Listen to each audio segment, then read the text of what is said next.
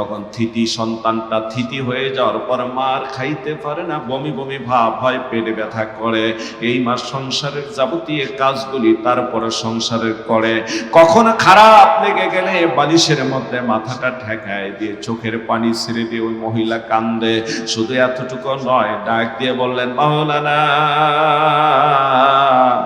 ছেলেটা যখন মায়ের পেটে, যখন ওই সন্তানটা ছেলে হোক মেয়ে হোক মায়ের পেটে যখন 7 মাস পর্যন্ত থেকে যায়, 7 মাস একদিন যখন হয়ে যায়, সন্তানের ঝুলিটা, যেখানে সন্তান থাকে এই ঝুলিটা হলো মাত্র 10 ইঞ্চি। সন্তান 7 মাস একদিন হয়ে যাওয়ার সাথে সাথে সন্তানের লম্বা হয়ে যায় 12-13 ইঞ্চি। তখন এই সন্তানটা ওই ঝুলির ভিতরে ঠিক মতো জায়গা না হওয়ার কারণে, এটা এমন একটা জায়গা যদি পা দিয়ে লাথি দেয় একটু বেড়ে যায়। আল্লাহ রব্বুল আলামিন মায়ের ওই সন্তানের মাথাটাকে মায়ের নাভির দিকে করে দেয়। ডাক দিয়ে বলেন, মাওলানা, আমরা সাইন্সে যেটা পড়েছি, নাভির দিকে পড়ে আল্লাহ পাক সন্তানের মাথাটা করে দেয়, আর পা দুইটা কলিজার দিকে, উঁচু কলিজার দিকে সন্তানের পা আল্লাহ করে দেয়। এই সন্তানটা 7 মাস একদিন যখন বয়স হয়ে যায়, জননী মায়ের কলিজার মধ্যে লাথি দেওয়া শুরু করে দেয়। লাথি দিতে দিতে দিতে দিতে দিতে দিতে কয়েকদিনের ভিতরে মায়ের কলিজাটা 2 ইঞ্চি উপরের দিকে উঠে যায়। জোরে বলা যাবে কি আল্লাহু আকবার? কান্দে আর বলে, মাওলানা, এমন লাথি যদি কোন দুনিয়ার মানুষ, কোন পুরুষ মানুষকে কোন সন্তান দিত, এই সন্তানের লাথি খেয়ে কলিজা ফেটে পুরুষ মানুষটা মারা যাইত। কিন্তু আল্লাহ মায়ের দেহটাকে কেমন করে বানায় দিয়েছে মাওলানা, এই যে সন্তান বারবার লাথি দিল, মায়ের কলিজা 2 ইঞ্চি উপরে উঠে যায়, কলিজা চৌচির্ণ হয়ে যায়, ফাটল ধরে যায়। জননী মা কত কষ্ট পায়, তারপর মা বেঁচে থাকে।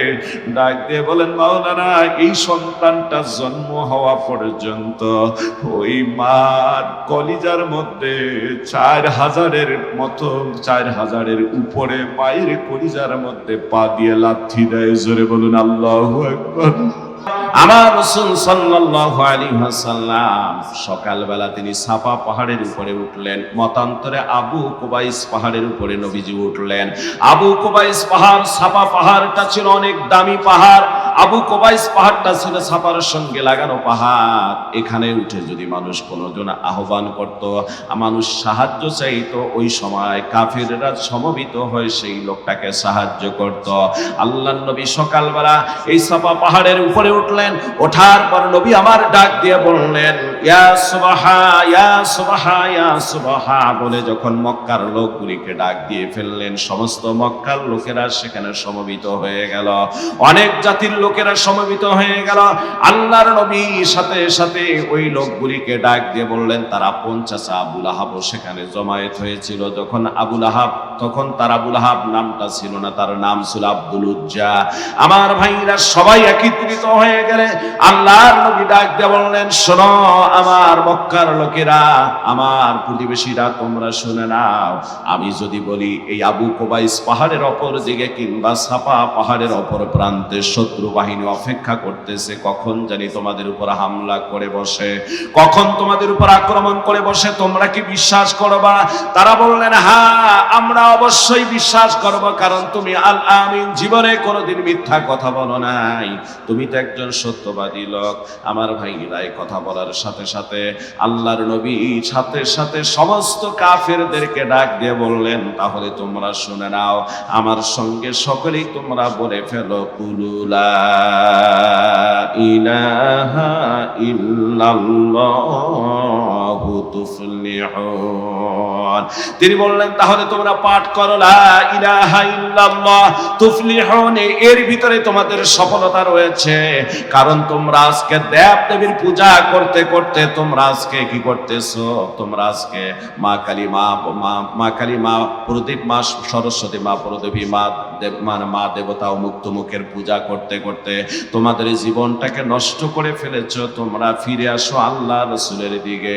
এই কথা বলার সাথে সাথে কেউ কোনো প্রতিবাদ করলেন না, কিন্তু তার আপন চাচা যার নাম আব্দুল উজ্জা ছিল, আমার ভাইরা জমিন থেকে পাহাড়ের নিচ থেকে একটা পাথর তুলে নিয়ে আল্লাহর নবীর চেহারার দিকে নিক্ষেপ করলেন আর বলেছিলেন, তাব্বালাক তাব্বালাকা আলিহাযালি জামাতানা, তাব্বালাকা আলিহাযালি জামাতানা, তুমি ধ্বংস হয়ে যাও, তুমি ধ্বংস হয়ে যাও, তুমি এই জন্য বুঝি সকালবেলা আমাদেরকে সমবেত করেছ।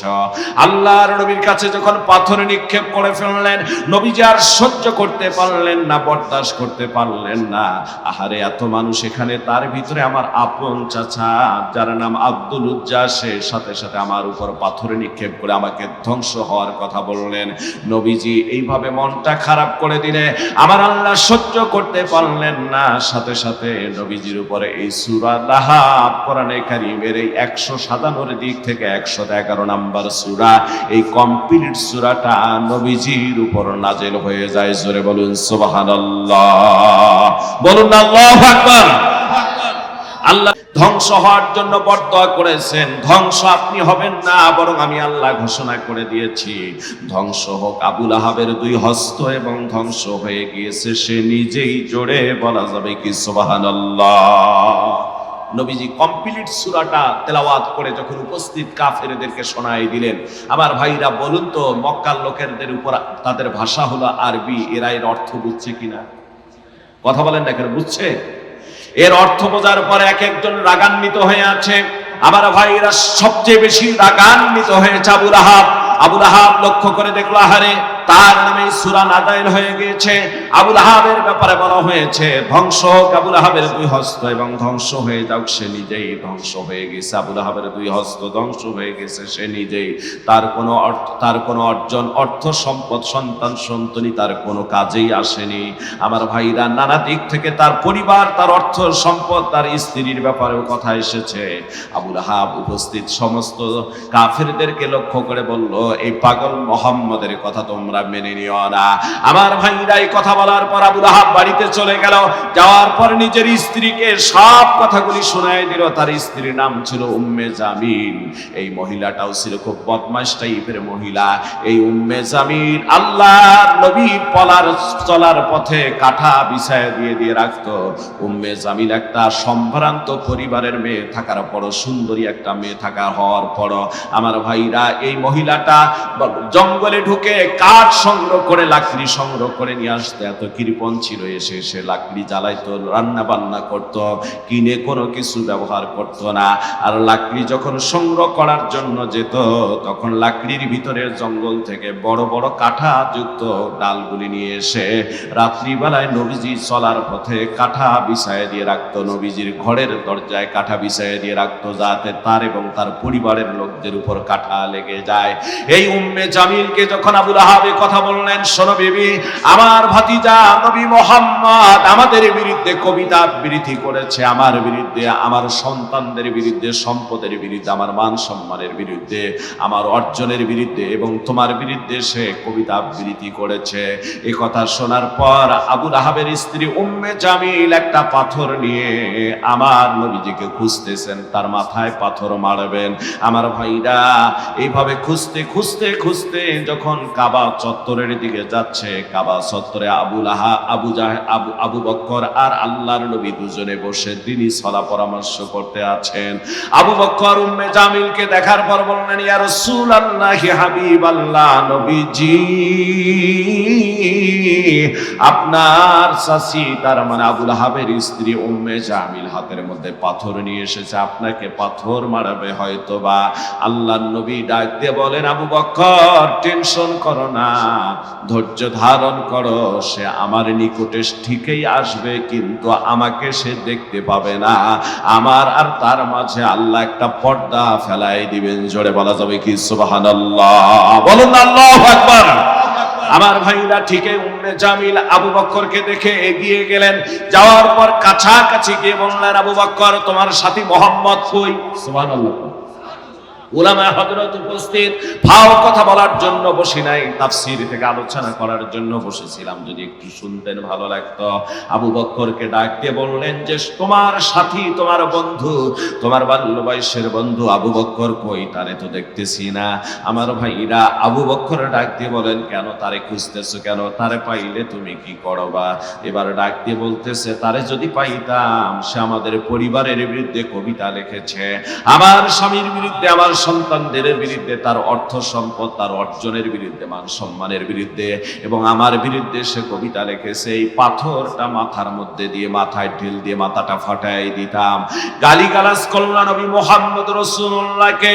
না পাওয়ার পর উম্মে জামিল যখন বাড়ির দিকে ফিরে যায়, আবু বকর ডাক দিয়ে বলেন, ইয়া রাসূলুল্লাহ, ইয়া হাবিবাল্লাহ, নবীজি,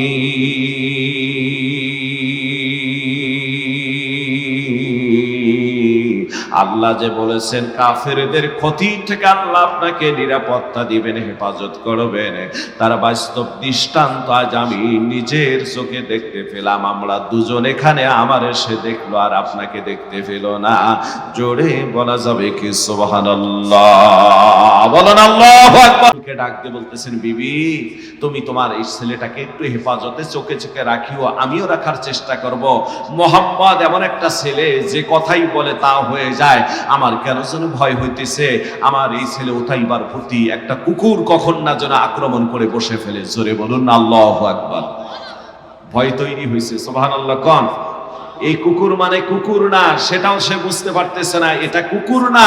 আল্লাহর নবী ডাক দিয়ে বলছেন, আল্লাহ, তোমার এতগুলি বাঘ আছে দুনিয়ায়, একটা বাঘ তুমি উতাইবার প্রতি নিয়ে দাও। সুবহানাল্লাহ। এই বাঘে কিভাবে উতাইবাকে নির্মম ভাবে হত্যা করে, আবু লাহাবের কেমন মৃত্যু হয় শুনতে রাজি আছেননি? জোরে বলেন, আসেননি? আমার ভাইরা যদি থাকেন তাহলে একটা মানুষ ওঠা বসা করবেন না।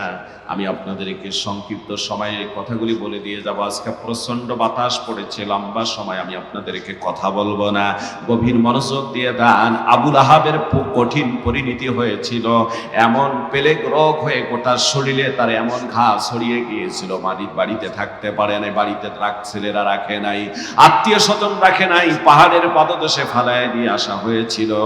এরপর আমার ভাইরা কয়েকদিন ওই অবস্থায় থাকার পর নির্মম মৃত্যু হয়ে যায়। 3 দিন লাশটা উপরে ছিল।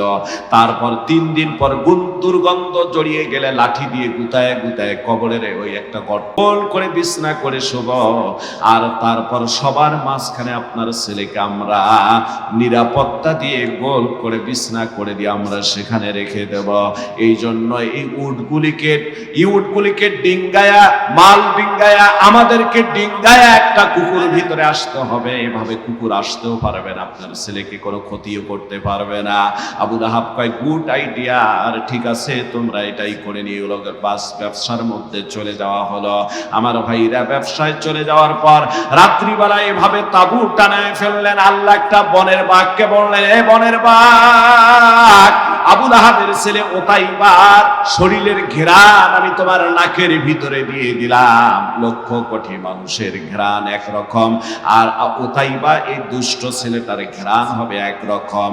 এত মানুষের ভিতরে তুমি কারো ক্ষতি না করে বনের বাঘরে উতাইবাকে কামড় দিয়ে নিয়ে ওই কাফেলা থেকে বাইরে গিয়ে ওকে তুমি ছিঁড়ে ফিরে তার অঙ্গ প্রত্যঙ্গ গুলিকে খেয়ে ফেলে, মানে না খেয়ে তাকে ছিঁড়ে ছিঁড়ে রেখে দিও। বাস আমার ভাইরা, সিরিয়ার জমিনের মধ্যে ব্যবসায়িক দলটা চলে গেল। ব্যবসা দলটা চলে যাওয়ার পর সন্ধ্যা হয়ে আসলে তারা একটা কাফিলা, তারা একটা তাবু টানাইলো। এমন জায়গায় তাবু টানাইলো কোনো জঙ্গল নাই, যাতে কোথাও থেকে কুকুর আসতে পারে না। গ্রামের পাশে নয়, ফাঁকা জায়গায় লোকালয়ের মধ্যে তারা একটা কি করলো, তাবু টানায় ফেললো। কোনো জঙ্গল নাই, কিচ্ছু নাই, ভয়ের কোনো জায়গা নাই। আমার বন্ধুগণ, এরপর চতুর্দিকে উটগুলিকে বেঁধে দিল, আর মাঝখানে চতুর্দিকে মালগুলি গোল করে রাখলো। এরপরে তারা বেড করলো মাঝখানে, সবার মাঝখানে উতাইবাকে বিছানা পেড়ে দিয়ে, কেউ বললেন একটা টং মাছা সাজায় উপরের দিকে করে দিয়ে ফেললো। এই টংটা সেজে যখন উপরের দিকে করে ফেললেন, দিদি ভাইদের আমার, একটা বাঘ আল্লাহ নির্দেশ দিলেন, বনের বাঘ ছুটে যাও, এই উতাইবারে ঘেরান তোমার নাকে দিয়েছি, ওকে তুমি কি করো, জলদি করে উতাইবাকে তুমি কামড় দিয়ে তুমি নিয়ে আসো। আমার ভাইরা, আমার বন্ধুগণ, এই বনের বাঘটা এখান থেকে চলে গেলেন। যাওয়ার পর দেখেন উটগুলিকে চতুর্দিকে বেঁধে রাখা হয়েছে, তারপর মাল রাখা হয়েছে, তারপর তারা শুইছে। কিন্তু এমন ঘুম থেকে ঘুমিয়ে পড়েছে আমার ভাইরা, আমার বন্ধুগণ, কেউ কিছু বলতে পারে না। বনের বাঘ লাফ দিয়ে উটের ভিতরে অতিক্রম করে, মাল অতিক্রম করে, এক এক করে মানুষের নাকের মধ্যে মুখ লাগিয়ে দিয়ে ঘেরান সঙ্গে এখানে ওতাইবারে খুঁজে পাওয়া যাচ্ছে না। আস্তে আস্তে সামনের দিকে আগাচ্ছে। জোরে বলা যাবে কি সুবহানাল্লাহ? বলুন আল্লাহু আকবার।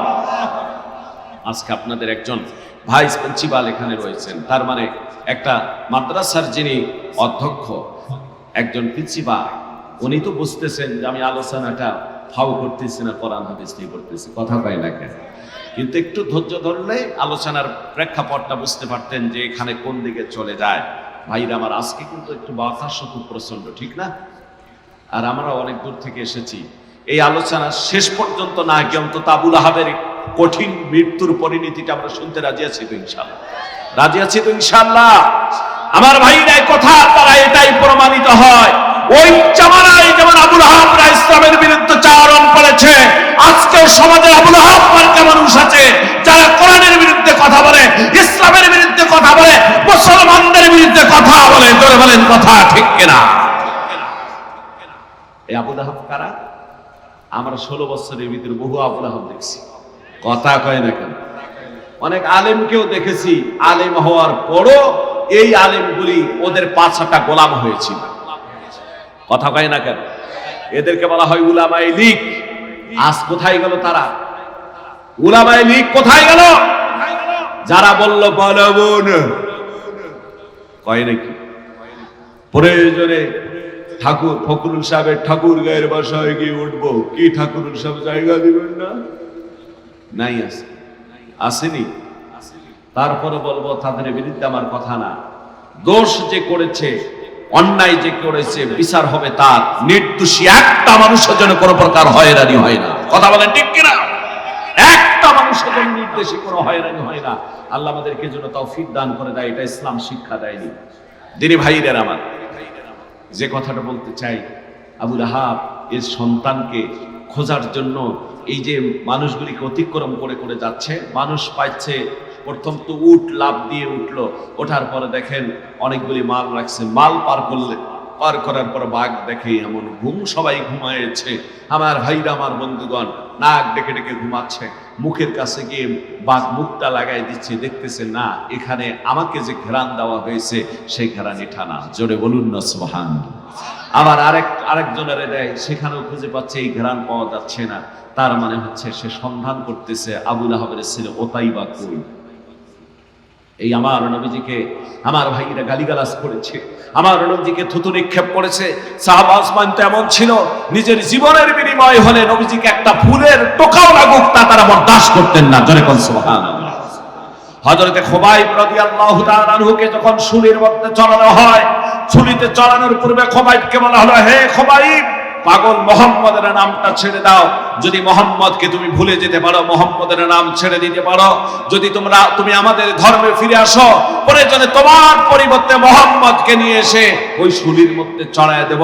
তুমি শুধু একটা বার বলো, আমি ওই পাগল মোহাম্মদের নাম, ওই মোহাম্মদের ধর্মে আর থাকবো না।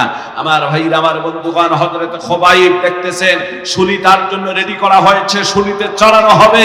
এই সময়ের ভিতরেও মোহাম্মদ রাসূলুল্লাহর ভালোবাসা কিরকম ডাক দিয়ে বলছিলেন, সরো কাফেরের বাচ্চারা, আমার পরিবর্তে আমার নবীজিকে তো শুলিতে চড়া দূরের কথা, আমার পরিবর্তে একটা ফুলের টোকা লাগুক তা আমি বরদাস্ত করব না, যতক্ষণ পর্যন্ত আমার দেহে এক বিন্দু রক্ত আছে, আমার নবীর মান ও শানকে আমি খাটো করতে দেব না। জোরে কোন সুবহানাল্লাহ। সুবহানাল্লাহ। শুলি উপস্থিত, তারপরও দেখেন যে এখন মৃত্যুদণ্ড,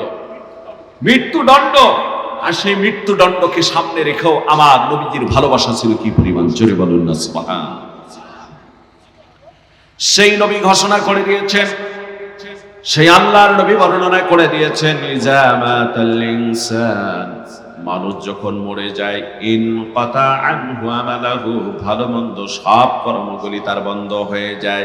ইল্লা মিন সালাসাতিন, তিনটা কর্ম মানুষের মৃত্যুর উপর বন্ধ হয় না। আল্লাহর নবী বলেন এই তিনটা কর্মের ভিতরে অন্যতম কর্ম হলো আওয়ালাতিন সালিহিন ইয়াদউলা, নেককার সন্তান দুনিয়ার জমিনে যত ভালো কাজ করবে এই ভালো কাজের বিনিময়ে আমার আল্লাহ রব্বুল আলামিন বাবা মায়ের কবরে সব পৌঁছায় দিবেন। জোরে বলা যাবে কি সুবহানাল্লাহ। আমার ভাইরা একটু মনোবিশ্বাস করেন, চোখটা একটু বন্ধ করুন, মাথাটা একটু নিচের দিকে করে দিন। চোখের পানি হয়তো ধরে রাখতে পারবেন না, আমি আমার এক কথার দিকে আপনাদের মাঝে নিয়ে যেতেছি, আপনি একটু চোখের পানি অবশ্যই কান্নায় আপনার বেরিয়ে পড়বে। দিনী ভাইদের আমার নবী ছিলেন এতিম। নবীজি আমার জন্মের পূর্বে যখন মায়ের পেটে 6 মাস, তখন আমার নবী বাবা আব্দুল্লাহকে হারান।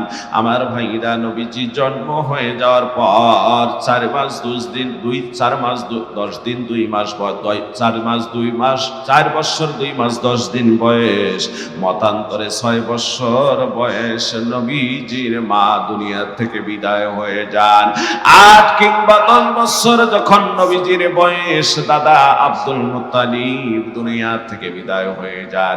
এই নবী আমার যখন 7.5 বছর বয়স, মায়ের কথা বাবার কথা একদিন হঠাৎ করে মনে পড়ে গেল। এই নবী মার বাবার কথা মনে করে পাহাড়ের গুহার মধ্যে গিয়ে জোহরের নামাজের পরে বসে বসে মা মা বাবা বাবা বলে কান্না শুরু করে দিয়েছে।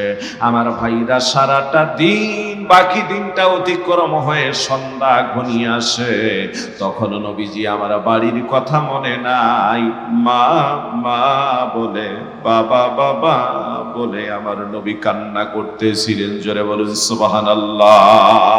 ভাইরা আমার বগুড়া মাহাস্থানে আমি একটা ওয়াজে গেলাম। মাহাস্থান থেকে 7 কিলোমিটার পশ্চিমে বুড়িগঞ্জ বাজার, এই বাজারে প্রোগ্রামে গেলাম। ওনারা বললেন হুজুর 11:30টায় সর্বশেষ মোনাজাত, 11টা টার্গেট দিল, সর্বশেষ 11:30টায় যেন মোনাজাত হয়ে যায়। এই জন্য তারা মাত্র 2টা বক্তা রেখেছিল, আমাকেও তাড়াতাড়ি উঠাইছেন। দ্বিতীয় যিনি বক্তা ছিলেন উনি আমার আগে বয়ান করতেছেন। দ্বিতীয় বক্তা বললেন হুজুর আমার স্ত্রীর ক্যান্সার হয়ে গিয়েছে, হওয়ার পর আজ থেকে 6 মাস আগে আমার স্ত্রী দুনিয়া থেকে বিদায় হয়ে, দুনিয়ার জমিন থেকে বিদায় হয়ে যায়। হুজুর আমার এই সন্তানটা যখন 1.5 বছর বয়স, তখন তার মা দুনিয়া থেকে ক্যান্সার হয়ে মারা যায়। একটা ফুটান্ত মেয়ে ওই দিন চোখের পানি ছেড়ে দিয়ে কান্দে আর বলে হুজুর গত রাত 11টার সময় আমার এই মেয়েটার হঠাৎ ঘুম ভেঙে যায়, 2 বছর বয়স এখন। হুজুর এই মেয়েটা ঘুম ভাঙ্গার পর মা বলে একটা ডাক দিয়ে আমার বুকের মধ্যে মুখটা লাগাই দিয়ে দুধ খেতে চায়, আমার জড়ে ধরে মা মনে করে।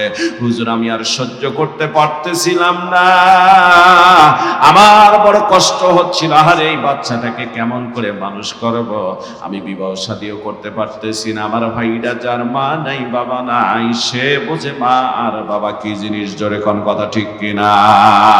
আপনাদের পার্শ্ববর্তী জেলা দূরের কথা না, এই যে জামালপুর, কোন সময় পরিচিত ব্যক্তি থাকলে আপনারা খবর নেবেন, নিজেরাও গিয়ে কোনো সময় উঠলে আপনারা খবর নিতে পারবেন। ভাইরা আমার এই জামালপুরে জামিয়া এনামিয়া মাদ্রাসার, ডাকপাড়া জামিয়া এনামিয়া মাদ্রাসার শাইখুল হাদিস মাওলানা আবুল কাসেম সাহেব, শাইখুল হাদিস আবুল কাসেম সাহেব, উনি পীর সাহেব একজন অনেক বিজ্ঞ আলেম। উনি আমার একদিন হঠাৎ করে বললেন হুজুর আমার মাদ্রাসা, একটা মহিলা মাদ্রাসা, একটা ছেলেদের মাদ্রাসা। হুজুর একটা মাদ্রাসায় মাহফিল হয়েছে আর একটা মাদ্রাসায় মাহফিল হয় নাই। একটা মাদ্রাসায় মাহফিল করার জন্য একটা বক্তা দিয়ে দিন। আমি বললাম মাওলানা আপনাকে বক্তা কি দেব, আপনি তো বিভিন্ন বড় বড় বক্তাদের সঙ্গে আপনার পরিচয়, আপনি একজন আলোচক নিয়ে আলোচনা করে ফেলান। উনি বললেন মাওলানা তোমার বহু মাহফিলের সভাপতির দায়িত্ব পালন করেছি, জানি তুমি ভারতেও বহুবার গিয়েছো, একজন ভালো বক্তা আমার এখানে দিয়ে দাও। আমি তখন ওনাকে ভারতের একটা বক্তা দিলাম। এই বক্তার নাম হলো এস এম শফিউর রহমান সাহেব। আমার ভাইরা, আপনারা কলিকাতার এই বক্তা, আলোচনা নেটে আছে, সার্চ দিয়ে দেখতে পারবেন।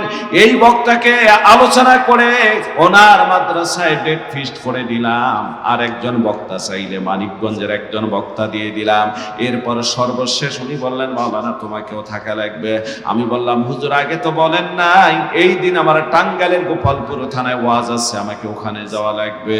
আমার ভাইরা, উনি বললেন, মাওলানা অন্য দেশের বক্তা দাওয়াত করা হয়েছে, তুমি না থাকলে এখানে কেমনে তাকে রিসিভ করা হবে, কেমনে বিদায়াদি করা হবে? সে যদি প্রোগ্রাম মিস করে আমার তো অবস্থা খারাপ হবে, আমার সম্মান থাকবে না। তুমি এসার পর আমার এখানে বয়ান করে টাঙ্গাইলের গোপালপুরের উদ্দেশ্যে চলে যাবা। একটা মানি লক্ষের মান রাখার জন্য কথা দিলাম যে হুজুর এসার পর আমার 1 ঘন্টা সময় দিবেন, তারপর আমি গোপালপুরের উদ্দেশ্যে রওনা করব। ওনার মাদ্রাসায় এশার নামাজ পড়ে 1 ঘন্টা বয়ান করে টাঙ্গাইলের গোপালপুরের উদ্দেশ্যে রওনা করলাম। আমি সেখানে প্রধান বক্তা। ভাইরা আমার, প্রচন্ড কুয়াশার দিন, যেতে যেতে বেশ ভালো রাত হয়ে গেল, আমি যেতে পারতেছিলাম না। তার মানে জোরে গাড়ি ড্রাইভার চালাতে পারতেছিল না। বহুবার ফোন আসতেছে, হুজুর আমাদের লোকজনগুলি বিরক্ত হয়ে গেছে, এখনো প্রধান বক্তা নাই, কিছু লোকজন চলে যায়, 12টার সময় বলা হচ্ছে লোকজন চলে যাচ্ছে, মাহফিলটা শেষ হয়ে যায়। আপনি কত দূরে? আমি বললাম জানি না কত দূরে, তবে আপনাদের এই বাজারের নাম আমি বলতেছি, এখন সতী পলাশতলা বাজারে এসেছি। তখন বলল, হুজুর এখন তো পৌরসভার লাইট আছে, এখন জোরে গাড়িটা টান দিয়ে একটু চলে আসুন, আর 7-8 মিনিট আসলেই আপনি মাহফিলে পৌঁছে যাবেন। আমি গুনাহগার 7-8 মিনিটের ভিতরে খুব জোরে ড্রাইভারকে বললাম গাড়ি টান দাও। রাস্তায় গিয়ে গাড়িটা রেখে সরাসরি মঞ্চের মধ্যে গিয়ে বসে পড়লাম। আমি বাম দিকে এইভাবে, মেয়র সাহেব ডান দিকে বসে আছেন। মেয়র সাহেব ছিলেন প্রধান অতিথি, ওনাকে বক্তব্য দিতে দেয়া হলো। আমার ভাইরা, মেয়র সাহেব বক্তব্য দিচ্ছেন, খুব ঠান্ডা মাথায় সুন্দর কথাবার্তা বলেন। যারা উঠে যাচ্ছিল আশেপাশে ছিল, ওরাও এসে আমাকে দেখে বসে পড়লো। মাহফিলে অনেক বড় মাহফিল ছিল। এরপর ভাইরা আমার, যখন আলোচনা করতেছিলাম তখন আমি লক্ষ্য করে দেখতেছিলাম, মেয়ের সাহেব যখন কথা বলতেছে তখন লক্ষ্য করে দেখতেছিলাম একটা মাদ্রাসার ছেলে, বয়স হতে পারে 9 কিংবা 11 বছর। ছেলেটা একবার স্টেজের ডান দিকে যায়, একবার বাম দিকে আসে, আমার দিকে এতিমের মতো করে চাইয়া চাইয়া দেখে, আর সামন দিয়ে 2-3 বার হাঁটা চলাফেরা করে। হঠাৎ করে ধমক দিলাম, বেটা কোরআনের মাহফিলে বেয়াদবি করো তুমি? সাধারণ ছেলে, তোমার মাদ্রাসা ছেলে হয়ে এরকম করলে সাধারণ জেনারেল ছেলেগুলি কি করবে? বসো তুমি, বসে আলোচনা শোনো। বসে বসে ছেলেটা কথা শুনতেছেন। মেয়ের সাহেব তখনও বক্তব্য দেন। এমন সময় তাকে দেখি ছেলেটার 2 চোখের পানি বয়ে বয়ে সাদা পাঞ্জাবি ভিজে গিয়েছে, এমন কান্না সে শুরু করে দিয়েছে। আমার ভাইরা কাঁদতে কাঁদতে অস্থির হয়ে গেছে, ছেলেটা এত চোখের পানি পড়েছে। আর আমি অনুমান করলাম ছেলেটার বয়স হতে পারে 9 কিংবা 11 বছর। স্টেজের দিকে হাত বাড়ে এদিকে ডাকতেছিলাম, পিছনে কমিটির লোক মনে করছে ওরে বুঝে আরো কোনো কিছু ধমক টমক দেব। আমার বলতেছে, হুজুর ছেলেটারে আর কোনো ধমক দিবেন না, ছেলেটা আমাদেরই মাদ্রাসার একটা কম বয়সের হাফেজে কোরআন ছেলে হুজুর। এই ছেলেটার মা 3 দিন আগে দুনিয়া থেকে চিরদিনের জন্য বিদায় হয়ে গিয়েছে। হুজুর ছেলেটার মা মারা যাওয়ার পর তারা নাওয়া নাই, খাওয়া নাই, ঘুম নাই। এই ছেলেটা পাগলের মতো হয়ে গেছে মাকে হারিয়ে। আমার ভাইরা, তার সাথে সাথে কমিটির লোককে বললাম ওই ছেলেটাকে একটু স্টেজে উঠান, কারণ আমারও মনে পড়ে গেল আমার মায়ের কথা, বাবার কথা। 1989 সালে মা দুনিয়া থেকে বিদায় হয়ে গিয়েছেন। তখন ছোট্ট একটা বোনের বয়স মাত্র 1 বছর, 88তেই জন্ম। বাবা মারা গিয়েছেন 94 সালের আগস্ট মাসে। আমার ভাইরা 28 তারিখে, তার মানে মার বাবার কথা আমার মনে পড়ে গেল। বললাম ছেলেটার একটু স্টেজে উঠান। স্টেজে আনা হলো, মাথাটা ধরে বুকের সঙ্গে লাগায় দিয়ে বললাম, বাজান রে, আল্লাহ বস্তে আমারে মাফ করে দাও। মানুষ তো অন্তর্যামী নয় রে বাজান, তোমার মা মারা গিয়েছে আমি তো জানি না। ও বাজান, তোমার মা চলে গিয়েছে আমি তো জানি না, কিন্তু বাজান রে আমার দিকে তাকায় তাকায় সামন দিয়ে ভাবে হাঁটা চলা পরে করছে, আমার দিকে তাকাইছো কেন একটু বলো তো? চোখের পানি ছেড়ে দিয়ে ছেলেটা কান্দে আর বলে, হুজুর বিগত একটা বছর থেকে, তার মানে গত 1 বছর থেকে আমার মা আমাকে বলতো, বেটা এইবার তুমি কোরআনের হাফেজ হবা, তোমার মাদ্রাসায় গিয়ে মহিলা প্যান্ডেলে বসে থাকবো, অপেক্ষা করব যখন তোমার নামটা ঘোষণা করে তোমার মাথায় পাগড়ি পরানো হবে, দুনিয়ার জমিনে যত মানুষ থাকবে রে বেটা, আমি তোমার মা কোটি কোটি মানুষের ভিতরে থাকবো সবচেয়ে বেশি সেই দিন খুশি। জোরে বলা যাবে কি সুবহানাল্লাহ? কান্দে আর বলে, হুজুর ওই জননী মা আজ আমার হাফেজ হওয়া দেখে যেতে পারলো না, মায়ের জন্য দোয়া চাওয়ার জন্য মনটা ছটফট করতেছিল। আশা ছিল আগে আসলে মাদ্রাসায় রুমে বসতেন, আপনার কাছে মনের কথা দুঃখের কথাগুলি শেয়ার করতাম, কিন্তু আপনি তো সরাসরি মাহফিলে এসে বসেছেন হুজুর, আপনার সঙ্গে কথা বলতে পারিনি, ছোট্ট মানুষ স্টেজে উঠতে পারি না। হুজুর আমার মা এভাবে বলতেছিল, বেটা এই বছর হাফেজ হবা, আমি তোমার মা ওই দিন হব সবচেয়ে বেশি খুশি। আমার ডাক দিয়ে বলে, হুজুর আমার বন্ধুদের মা আজকে এসেছে, বন্ধুদের মা কত খুশি। একবার মহিলা প্যান্ডেলে আমার নেওয়া হয়েছিল, আমার বন্ধুরা নিয়ে গিয়েছে তার মায়ের সঙ্গে দেখা করার জন্য, গিয়ে দেখি তার মা কত খুশি, তাদের মা। আমি বললাম, খালা আজ তো আপনার সঙ্গে আপনাদের সঙ্গে আমার মা আসার কথা ছিল, ওই মা আজ আর আসতে পারল না। বলল যে হুজুর বন্ধুরাও কত খুশি, বন্ধুদের মা কত খুশি, কিন্তু আজ আর আমি পাগড়ি আমার মা সে হাফেজ হওয়া দেখে যেতে পারলো না, ওই জননী মায়ের জন্য একটু দোয়া করবেন। ভাইরা আমার হঠাৎ করে ছেলেটাকে বললাম, বাজান তুমি কেঁদো না, সবাই আমরা তোমার পাগড়ি নেওয়া দেখে তোমার জন্য দোয়া করবো, নিশ্চয় তোমার বাবা এখানে আসছে, তোমার বাবা তোমার জন্য দোয়া করবে, তোমার বাবা কোরআনের হাফেজ হওয়া দেখলে খুশি হয়ে দোয়া করবে, আরো সাহসিবে এই দোয়া পৌঁছে যাবে।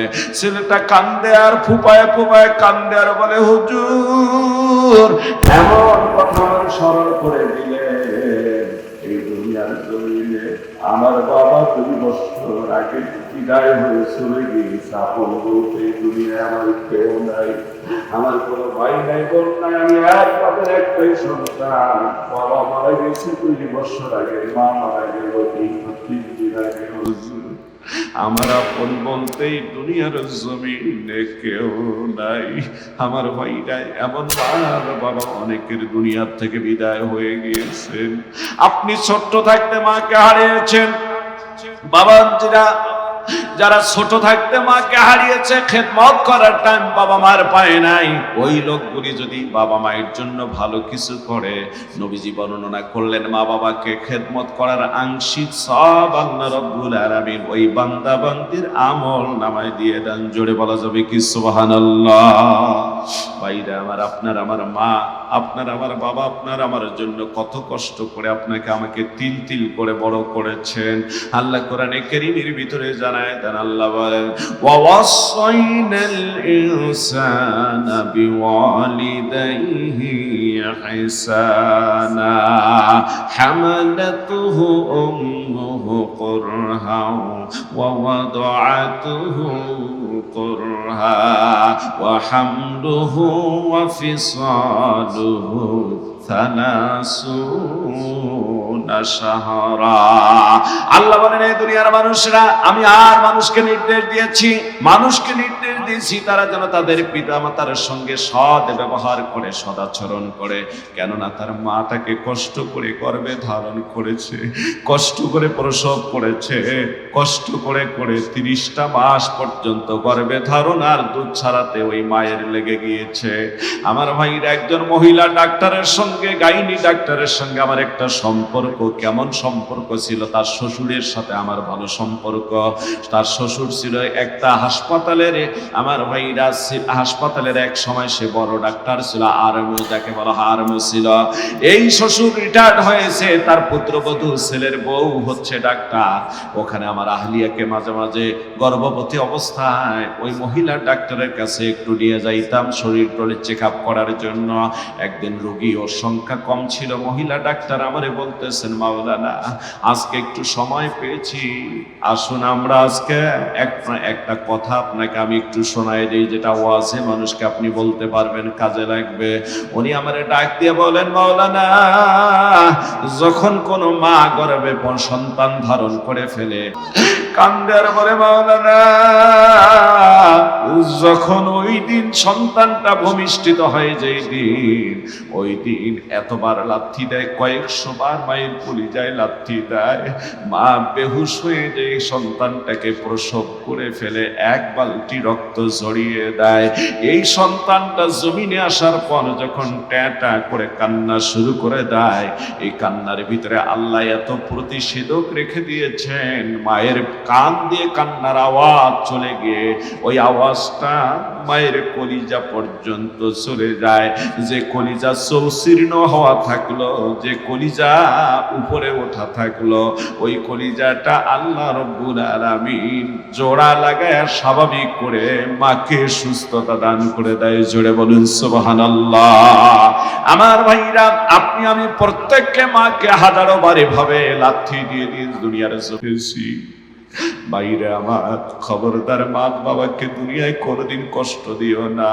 এই জন্য আল্লাহর ওলিরা বলেছেন, খেদমতে মা দর পিদর কুন সুবহ শাম, তাকে বাসি দর্দ আলম নেকো নাম। খেদমতে মা দর পিদর কুন ইখতিয়ার, তাকে বাসি দর্দ আলম বখতিয়ার। আমার ভাইরা, আজ থেকে বেশ কয়েক বছর আগে পটুয়াখালী জেলায় আমি একটা ওয়াজে গেলাম, বাউফল থানা মাসুয়াখালী ইউনিয়নে এক দাখিল মাদ্রাসার মাঠে ওয়াজে গিয়েছি। মা বাবার খেদমতের উপর বয়ান শেষ করে যখন নামতেছিলাম, যে একটা যুবক দৌড় দিয়ে এসে হাত দুইটা জড়ায় ধরে কান্দে আর বলে, হুজুর আমার জন্য দোয়া করবেন, জীবনের যেন মায়ের সঙ্গে বেয়াদবি না করি, বাবা তো দুনিয়ায় বেঁচে নাই, আমার বাড়িতে দুর্ঘটনা ঘটছে, হুজুর একটু দোয়া করবেন আমার ভাইটার জন্য। আমার ভাইরা আমার যুবক কেঁদে কেঁদে বলে, হুজুর আমরা দুই ভাই, আমি ঢাকায় গার্মেন্টস সোয়েটার কোম্পানিতে চাকরি করি, আর আমার ভাই বাড়িতে থাকে, আমরা দুজনে পৃথক খাই, মাটা আমার মাঝেই খায়। একটা গম আবাদ করা হয়েছিল, গম কাটানোর পর 2.5 কেজি গম শুধুমাত্র মা ওই ভাগ থেকে, বড় ভাইয়ের ভাগ থেকে বেশি নেয়ার কারণে, আহারে ওই ভাইয়ের স্ত্রী আর সহ্য না করে ঝগড়াঝাটি শুরু হয়ে যায়। এই ঝগড়া চলে যায় ভাই পর্যন্ত। ভাইও ওই স্ত্রীর পক্ষে রায় দিতে দিতে মা বসেছিল, আর ওই ভাইটা মায়ের সঙ্গে গালাগালি করে এক পর্যায়ে এসে জননী মায়ের মাজায় কোমরে একটা লাথি দিয়ে ফালায় দেয়। যখন মাকে লাথি দিয়ে ফালায় দেয়, জননী মা আবার জমিনে পড়ার পর বলেছে, আল্লাহ এই মুখটার দুনিয়ার কোন মানুষকে দেখাতে চাই না, আল্লাহ তুমি জমিন ফেটে দাও, আমি জমিনের ভিতরে ঢুকে যাব। হুজুর ডাক দিয়ে বলতেছে, হুজুর আমার এই ভাই মাঝে মাঝে সে শ্রমিলে কাজ করতো, আর মাঝে মাঝে সে রাজমিস্ত্রিও কাজ করত। এই ভাইটা হুজুর শ্রমিলে গিয়ে তারপরে দিন কাটতে গিয়ে ওই দিন বিসমিল্লাহ বলে গিয়েছে, কেমনে কেমনে তার পাটা ওই মেলের করাতের ভিতরে পৌঁছে গিয়ে পাটা ওই জায়গায় কেটে পড়েছিল। হুজুর আমরা যখন তারে হাসপাতালে নেই, তখন ডাক্তার ব্যান্ডে অপারেশন করে বাকিটুকু রক্ষার জন্য সেলাই ব্যান্ডেজ করে প্লাস্টার করে দেয়। হুজুর 17 দিন পর খবর আসলো, ডাক্তাররা পরীক্ষা নিরীক্ষা করে দেখে পায়ে পছন ধরে উপরের দিকে উঠতেছে। ডাক্তার ডাক দিয়ে বলতেছে, ওর পাটা রান পর্যন্ত কেটে ফেলা লাগবে। তখন আমার ভাইটা শোনার পরে ডাক দিয়ে বলছে, আমার ডাক্তারদেরকে বলছে, আমার পা তাড়াতাড়ি কেটে ফেলুন, যে পা দিয়ে আমার মাকে লাথি দিয়েছি, এই পা আমার এই শরীরের ভিতরে থাকতে পারে না। আমার ভাইরা, এমন মা বাবারে জীবনে কোনোদিন কষ্ট দিও না। হাদিস শরীফের ভিতরে আসছে, কোন একজন আল্লাহর নবীর সাহাবী নিজের সন্তানকে বড় করলেন, বাড়ির থেকে বেশ দূরে রাস্তার পাশে একটা জমিন, ওই জায়গায় সন্তানের জন্য বাড়ির ব্যবস্থা করলেন। এই যুবক ছেলেকে বিয়ে দিলেন, ওই বাড়িতে উঠাই দিলেন, জমি দিলেন, বাগান দিলেন, উট ভেড়া দুম্বা সব কিছু দিলেন। ওইখানে সন্তানটাকে সুস্থ করে সুন্দর করে থাকার ব্যবস্থা করে দিলেন। কিছুদিন পরে বুড়া লোকটা ছেলের বাড়িতে গেল, যাওয়ার পর ওই দিন ছেলের বাবা মানে ছেলে বাড়িতে নাই। বৌমা তাকে আদর যত্ন যতটুকু করা লাগে করেছে। বাড়ির থেকে ফিরে আসার সময় একটা ছোট্ট জিনিস ছেলের বাড়ির পছন্দ হলে পকেটে করে নিয়ে আসছে। সন্ধ্যা যখন ওই যুবক বাড়িতে আসছে, বিবি ডাক দিয়ে বলছেন, শোনো, তোমার বাবা আসছেন, আমি আদর যত্ন আপ্যায়ন করাইছি, কিন্তু তোমার বাবার চরিত্র ভালো না, আমার বাড়ির অমুক জিনিসটা নিয়ে গিয়েছে। তোমার বাবা আসার সময় ছিল, তোমার বাবা যাওয়ার পর কোনো মানুষ এই বাড়িতে আসে নাই। তোমার বাবার হাত ভালো না, চুরি করে নিয়ে গিয়েছে। আমার ভাইরা, তোমার বাবার বিচার করে ভাবে মহিলা তখন বলা শুরু করছে, ডাক দিয়ে তখন স্ত্রীকে বলে, বিবি খবরদার, বেয়াদবি করবো না, আমার বাবা আমার জন্য অনেক কিছু করছে, সেই বাবা একটা ছোট্ট জিনিস নিছে, তাই কি হয়েছে? হাদিস শরীফে আসছে, আরো কিছুদিন পর পুরা মানুষটা আর একটা জিনিস নিয়ে গেলে আরো ওই দিন ঝগড়া বেড়ে যায়। ওই দিনও বিবিকে বুঝায় রাখে। হাদিস শরীফে আসছে, আরো কিছুদিন পর ওই বুড়া মানুষ